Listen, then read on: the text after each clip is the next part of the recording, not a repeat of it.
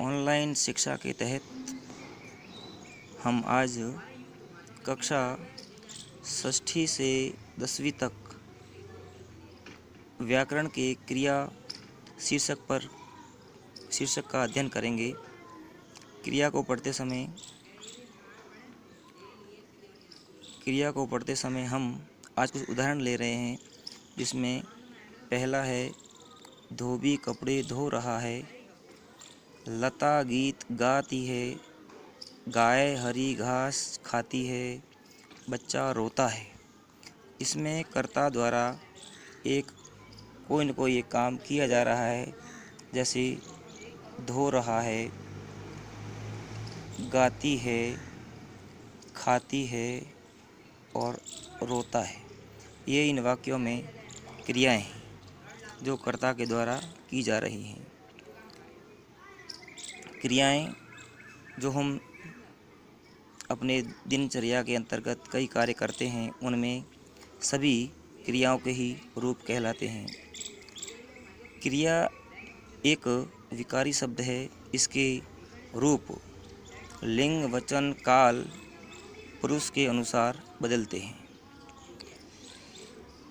क्रिया क्या है, इसको समझने के लिए हम परिभाषा को समझने की प्रयास करेंगे।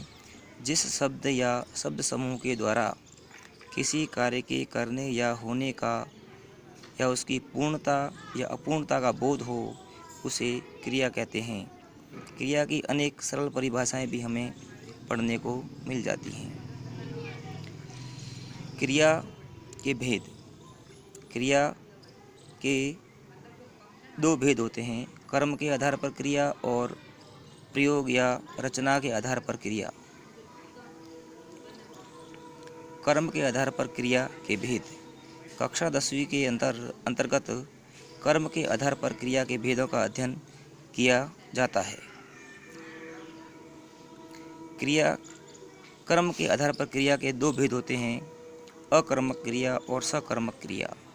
अकर्मक क्रिया, जो इसके नाम से ही हमें परिचय मिलता है कि इसमें कर्म अनुपस्थित होता है, यानी अकर्मक क्रिया है। इसमें कर्म नहीं होता है, केवल कर्ता और क्रिया ही मौजूद रहते हैं। दूसरा भेद है सकर्मक क्रिया। सकर्मक क्रिया में कर्म उपस्थित रहता है। सकर्मक क्रिया के दो भेद होते हैं, एक कर्मक क्रिया और द्विकर्मक क्रिया। अकर्मक क्रिया की परिभाषा को हम जानने का प्रयास करेंगे कि जिस क्रिया का फल कर्म पर नहीं पड़ता है, सीधे कर्ता पर पड़ता है। कह सकते हैं क्रिया का फल सीधे कर्ता पर पड़ता है, उसे अकर्मक क्रिया कहते हैं। इसमें कर्म अनुपस्थित रहता है। जैसे अकर्मक क्रियाओं के कुछ रूप यहाँ पर दिए हुए हैं, जैसे हंसना, रोना, सोना, उठना, आना, जाना आदि। ये सभी अकर्मक क्रियाएं हैं। अब हम कैसे जानें कि किसी वाक्य में प्रयुक्त क्रिया अकर्मक है या सकर्मक? तो उसकी पहचान के लिए हम क्रिया के पूर्व क्या शब्द या किससे शब्द का प्रश्न करके हम उसका उत्तर प्राप्त करने का प्रयास करेंगे। अगर वाक्य की क्रिया से हमें उत्तर की प्राप्ति होती है तो वह अकर्मक क्रिया कहलाती है।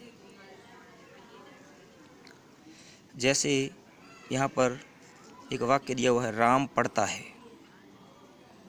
दूसरा वाक्य है, बंदर खाता है। अब राम पढ़ता है, इसके साथ में क्रिया के साथ में हम क्या शब्द का प्रयोग करेंगे? राम क्या पढ़ता है, तो वाक्य से हमें उत्तर की प्राप्ति नहीं होती है। इसी प्रकार बंदर खाता है, खाता क्रिया के साथ में क्या शब्द का प्रश्न करने पर हमें उत्तर की प्राप्ति नहीं होती है। बच्चा रोता है, तो बच्चा क्या रोता है, इनकी उत्तर की प्राप्ति हमें इन वाक्यों से या इस क्रिया के द्वारा प्राप्त नहीं होती है। अतः इस आधार पर हम कह सकते हैं कि ये अकर्मक क्रिया है। दूसरा क्रिया का भेद है सकर्मक क्रिया। सकर्मक क्रिया, इसके नाम से हमें परिचय प्राप्त होता है कि इसमें कर्म उपस्थित रहता है। इसमें कर्ता, कर्म और क्रिया तीनों मौजूद रहते हैं। तो इस क्रिया की परिभाषा को हम जानने का प्रयास करेंगे कि जब वाक्य में प्रयुक्त क्रिया का प्रभाव कर्ता पर न पड़ कर के सीधे कर्म पर पड़ता है, उसे सकर्मक क्रिया कहते हैं। जैसे पढ़ना, लिखना, खाना, खेलना, पीना आदि। उदाहरण के तौर पर हम ले सकते हैं, पिताजी अखबार पढ़ रहे हैं। दूसरा है, आशा मंगल गीत गाती है। तो इससे हमें पता पड़ेगा कि अब इसको हम जानेंगे कि भाई ये सकर्मक क्रिया है तो कैसे। जैसे पिताजी अखबार पढ़ रहे हैं। अब क्रिया के साथ में हम क्या या किससे शब्द का प्रश्न करेंगे तो हमें उत्तर की प्राप्ति हो जाएगी। जैसे पिताजी क्या पढ़ रहे हैं तो उत्तर होगा अखबार। आशा मंगल गीत गाती है। आशा क्या गाती है तो आशा एक मंगल गीत गाती है। सरिता नाटक देख रही है। इससे हम क्या क्रिया के साथ में क्या शब्द का प्रयोग करेंगे तो हमें उत्तर की प्राप्ति होगी कि वह सरिता नाटक देख रही है। अब इसकी पहचान के तौर पर यहाँ मैंने अपने हिसाब से लिखा है कि वाक्य में क्रिया शब्द से पूर्व क्या व किसको लगाकर प्रश्न करने पर हमें उत्तर प्राप्त होगा। जैसे हमने पहले पढ़ा कि पिताजी अखबार पढ़ रहे हैं, तो पिताजी क्या पढ़ रहे हैं तो पिताजी अखबार पढ़ रहे हैं। तो इसकी हमें क्रिया से उत्तर की प्राप्ति होती है कि अखबार पढ़ रहे हैं। आशा क्या गाती है तो आशा मंगल गीत गाती है। सरिता नाटक देख रही है। सरिता क्या देख रही है तो सरिता नाटक देख रही है। अब सकर्मक क्रिया के भेद होते हैं। अक्सर पुस्तकों में देखने में आता है कि क्रिया का तीसरा भेद बताया जाता है द्विकर्मक क्रिया, जबकि द्विकर्मक क्रिया सकर्मक क्रिया का ही एक भेद होता है। तो सकर्मक क्रिया का पहला भेद है एक कर्मक क्रिया। जो सकर्मक क्रियाएं अपने साथ एक कर्म लाती हैं और एक कर्म के साथ अर्थ प्रकट करने में सक्षम होती हैं, उसे एक कर्मक क्रिया कहते हैं। कहने का मतलब इसमें यही है कि इसमें एक कर्म उपस्थित रहता है और एक कर्म के साथ में ही क्रिया अपने अर्थ को स्पष्ट कर देती है।